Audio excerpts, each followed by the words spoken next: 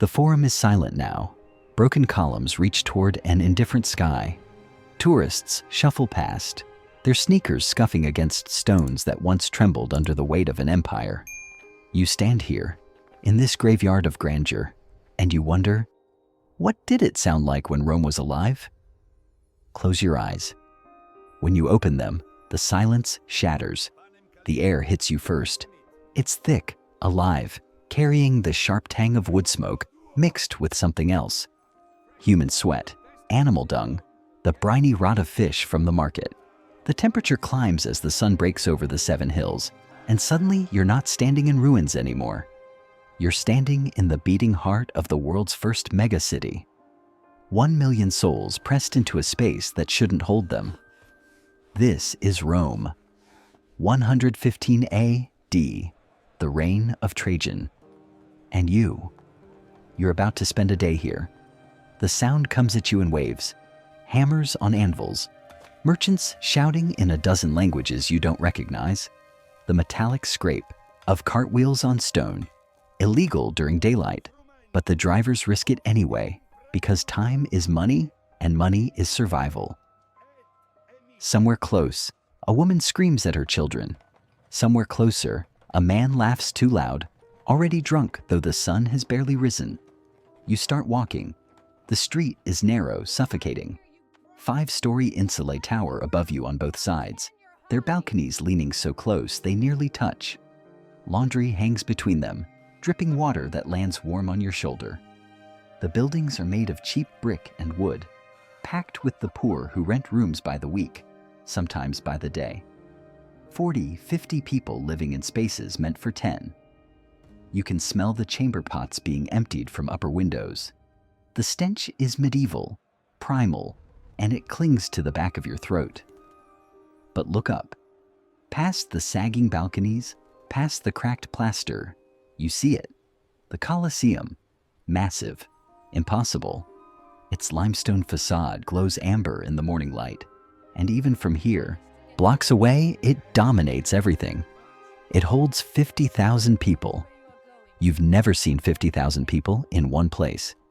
You can't imagine it. Not yet. You keep moving because standing still means getting trampled. A slave brushes past you, barely 14 years old, carrying an amphora of wine on his shoulder that probably weighs more than he does. His eyes are down. He doesn't see you. He doesn't see anything anymore. Behind him, a litter carried by 6 men, their muscles straining, their faces blank. Inside, behind silk curtains, someone rich. Someone who will never smell what you're smelling right now. The street opens into a square, and the noise doubles. This is a market. Not the grand markets you'll see later, but one of the 100 neighborhood markets where Rome feeds itself every single day. Stalls crowd against each other, selling everything. Garum, that fermented fish sauce, Romans put on everything. Its smell hits you like a fist.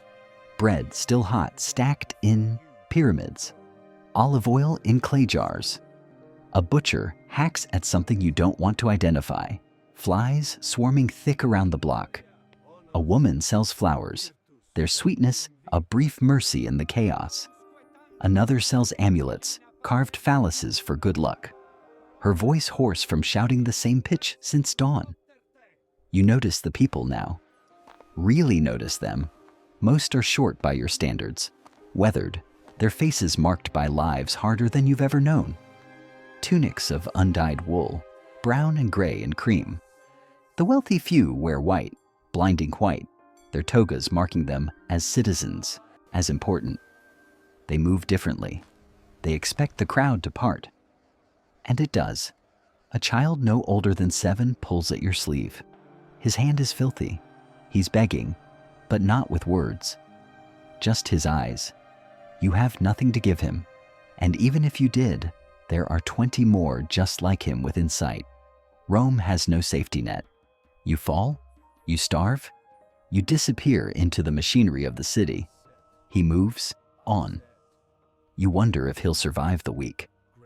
The temperature is climbing. It must be 90 degrees now, maybe more, and the stone beneath your feet, radiates heat like an oven. You're sweating through your tunic. Everyone is. There's a public fountain ahead, and people crowd around it, splashing water on their faces, filling jugs. The water is cold, clean, a miracle of Roman engineering, flowing from aqueducts that stretch for miles. You cup your hands and drink. It tastes like hope. Then you hear it, a low rumble, almost subsonic, that makes your chest vibrate. The crowd shifts. People start moving in one direction, drawn by something you can't see yet. You follow because what else can you do? The rumble grows louder, resolves into sound, shouting, rhythmic, primal. 10,000 voices chanting as one. You round a corner and there it is. The Forum Romanum, the center of the world. It stretches before you like a fever dream. Marble temples gleam white-hot in the sun, their columns so tall they seem to hold up the sky itself. The Basilica Julia rises to your left, its 3 stories of arches crowded with lawyers and plaintiffs, their arguments echoing off stone. To your right, the Temple of Saturn, older than Empire, its steps worn smooth by centuries of feet.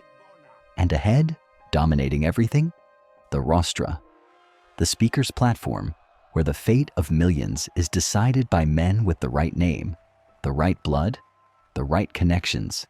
Someone is speaking now. You can't hear the words through the crowd, but you can feel the energy. Thousands of people pressed together, listening, reacting. Some cheer, some boo. Politics here isn't a game. It's blood sport.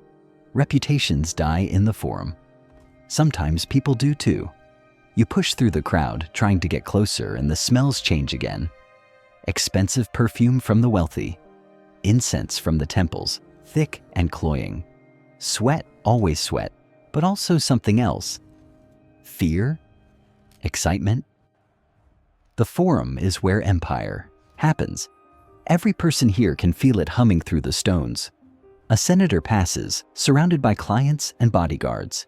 His toga is perfect, spotless, the purple stripe marking him as nobility. He's maybe 50, his face hard, calculating. He doesn't look at the crowd. To him, you don't exist. You are scenery in his story. His entourage clears a path with practiced efficiency, and for a moment, you see what Rome really is. Not a republic anymore, no matter what they call it. Not a democracy. It's a machine that turns human ambition into marble and conquest. And most of you, most of Rome, you're just fuel. But here in this moment, surrounded by monuments built to last forever, you almost believe it. The grandeur is real. The power is real. Rome has conquered from Britain to Arabia. Its legions are unstoppable. Its gods are watching. And you are standing at the exact center of human civilization. Then a child screams, high-pitched, terrified.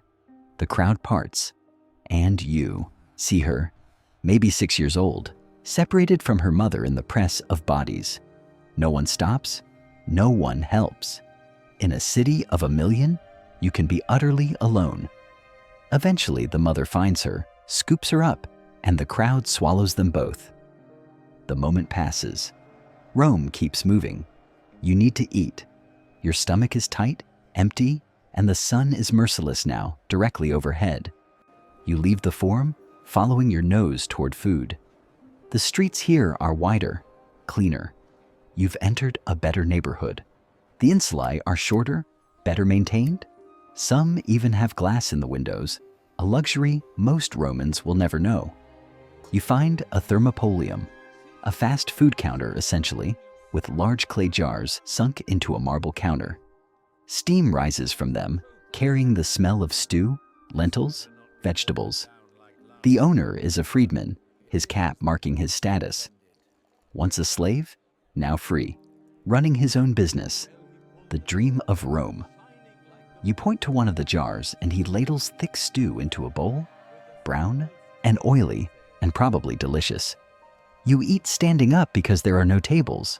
The stew is hot, heavy with garlic and herbs you can't name.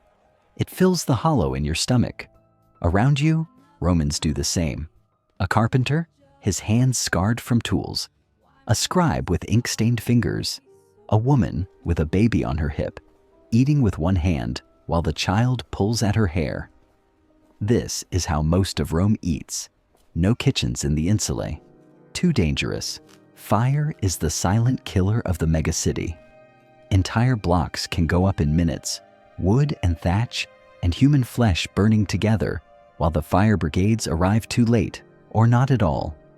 You finish eating and keep walking. The afternoon heat is brutal now. Even the cicadas sound exhausted. But Rome doesn't stop. Can't stop. You pass a construction site where slaves mix concrete in massive vats, their skin gray with dust, their backs bent under impossible loads. Rome is always building, always expanding. Concrete is their secret weapon, stronger than stone, cheaper than marble. With it, they've built an empire that architecture itself can't tear down. You hear music, flutes and drums, discordant but hypnotic. You follow the sound to a small temple, barely more than a room, dedicated to Isis. The Egyptian goddess has followers here, outcasts mostly, foreigners who brought their gods with them. Inside, maybe 20 people sway and chant, their faces ecstatic or desperate. You can't tell which. Rome is a religious marketplace. 1,000 gods compete for attention, for offerings, for belief. The old gods are dying, slowly, though no one admits it yet. New gods rise. Mystery cults spread. The world is changing, and Rome's faith is changing with it. You leave them to their devotion and emerge back into the crushing heat. Ahead, you see the Colosseum again, closer now. The crowds thicken. You realize the games. The afternoon games are about to begin. You join the flow of humanity, moving toward the arena. 50,000 people are converging on one building. The logistics are impossible, and yet Rome makes it work. You enter through one of the 76 entrance arches, each numbered, each leading to specific sections. The crowd sorts itself by class. The rich to the lower tiers, close to the blood, the poor to the upper reaches, where you can barely see. Slaves and women to the very top, to the wooden seats that creak and sway with every movement. You find your place somewhere in the middle. The stone seat is hard and hot, but you barely notice because the arena floor is right there, covered in fresh sand, golden in the afternoon light. The Colosseum wraps around you, 5 stories of marble and humanity, and the noise. The noise is apocalyptic.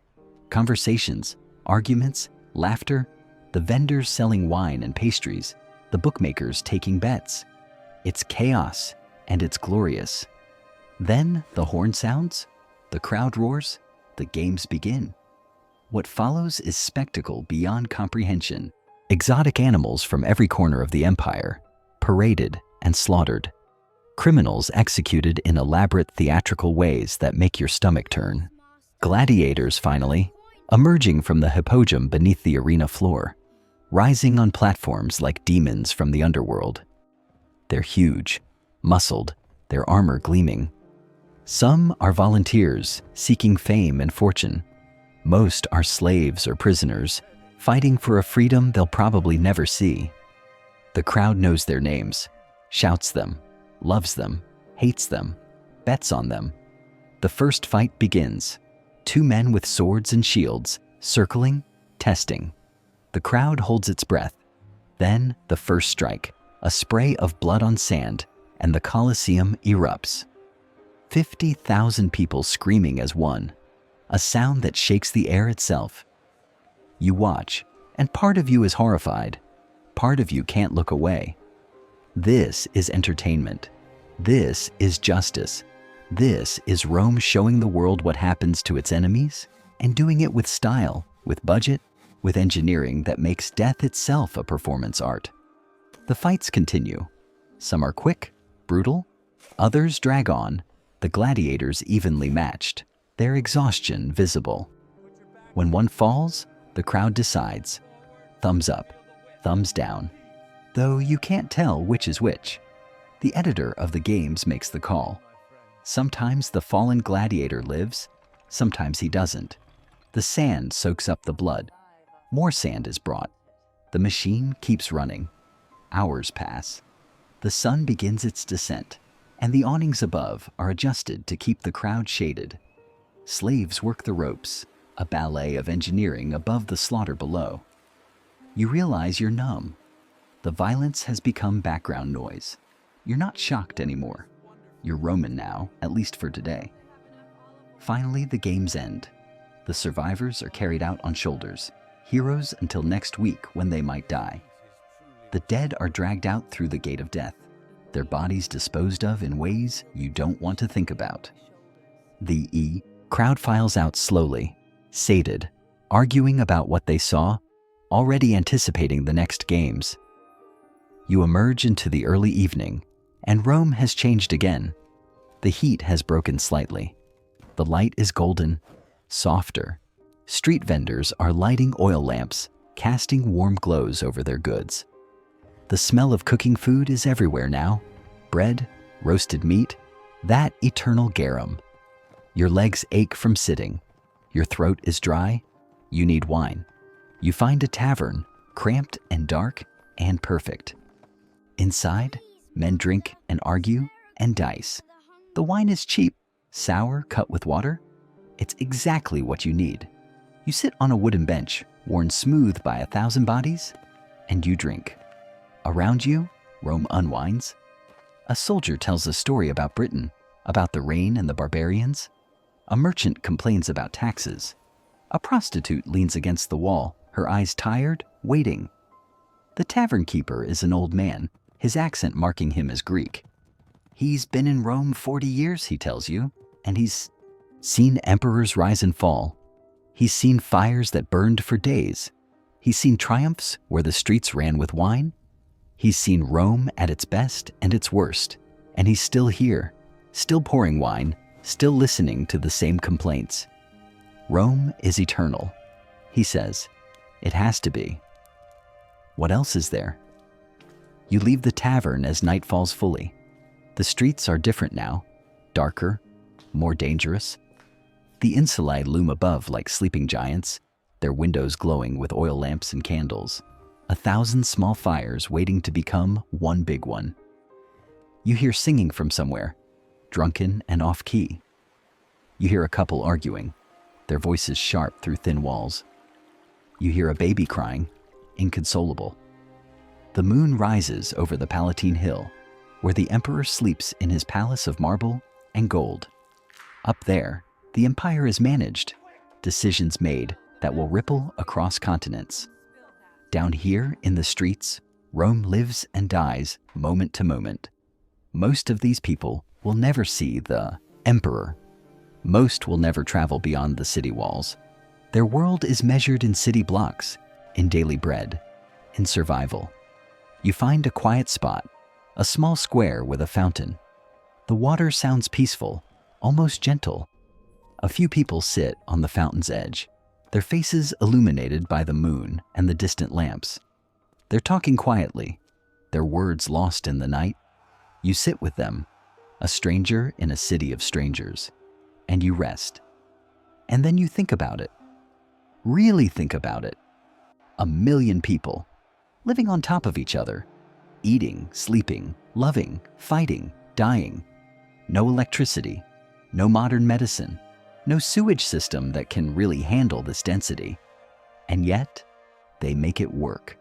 Through engineering, through cruelty, through sheer Roman stubbornness, they make it work. This is the world's first megacity, the blueprint for every urban nightmare and dream that will follow. 2,000 years from now, people will build cities of 10 million, 20 million, and they'll think they invented density. But Rome did it first. Rome proved it could be done. And the cost was written in every scar on every slave's back, in every child begging in the forum, in every fire that consumed entire neighborhoods while the rich watched from their hills. But also, the glory, the impossible glory, the temples that touch the sky, the aqueducts that bring water from mountains, the roads that connect the world. the language that will birth a dozen others, the laws that will shape civilizations. Rome is a monster. Rome is a miracle. Rome is both, always, forever. You close your eyes again. When you open them, you're back. The forum is silent. The columns are broken.